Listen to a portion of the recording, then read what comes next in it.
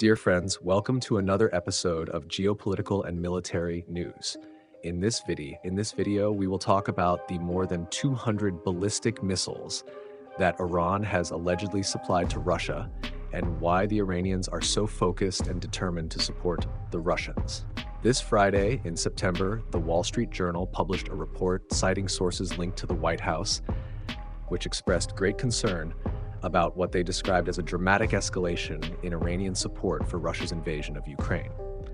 According to the report, the White House had confirmed previous claims that Iran is supplying Russia, in addition to the already known Shahed 136 kamikaze drones with short-range ballistic missiles. This report reinforces another one from Reuters in February of this year, which reported that Russia had received at least 4 shipments of missiles from Iran. But what missiles are these? What effects will they have on the war? And equally important, why are the Iranians increasingly interested and determined to materially support Russia's invasion of Ukraine? So far, the only Iranian weapon proven to be used by Russia in the invasion of Ukraine is the Shahed 136 drone. The Iranians obviously deny it.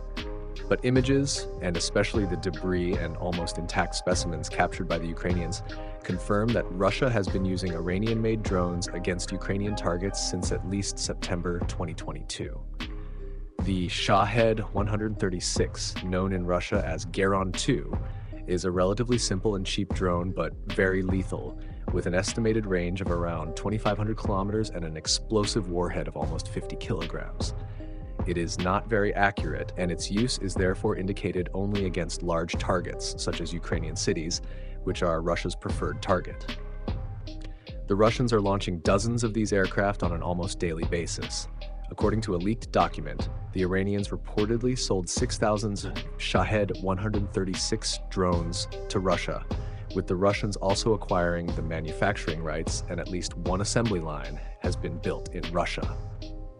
Since these are comparatively cheaper weapons than cruise missiles, Putin uses these drones in large-scale attacks, aiming to overwhelm Ukrainian defenses and increase the chances of his missiles hitting their targets.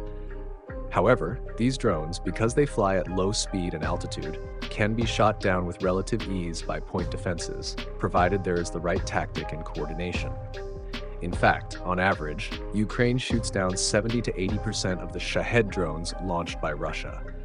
But with ballistic missiles, the dynamics are very different, starting with the technology involved in their design.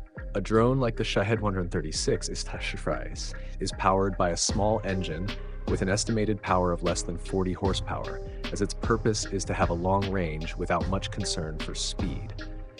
But a ballistic missile is powered by a rocket engine, which can be liquid or solid fueled, a very different technology that results in a radically different flight pattern. And because of this fundamental technological difference, a ballistic missile does not fly horizontally like drones, but describes a ballistic trajectory that, depending on the missile model, can take it to hundreds or even thousands of kilometers in altitude, hitting its target at an angle of almost 90 degrees and at very high speeds, making it difficult to intercept. In fact, the only air defense system proven to be effective in intercepting ballistic missiles is the American Patriot. For this reason, ballistic missiles represent a significant tactical advantage, especially in a war like Russia's invasion of Ukraine. Russia is known to have many missiles, but due to treaties signed with the United States, its focus in recent decades has been on the production of cruise missiles. This means that, at this moment, after 2.5 years of war, Vladimir Putin no longer has a large stockpile of short-range ballistic missiles. Several sources indicate that Russia is now accelerating the production of this type of weapon to meet the high demand for its invasion war. But it is a process that takes a long time, and Putin needs ballistic missiles now.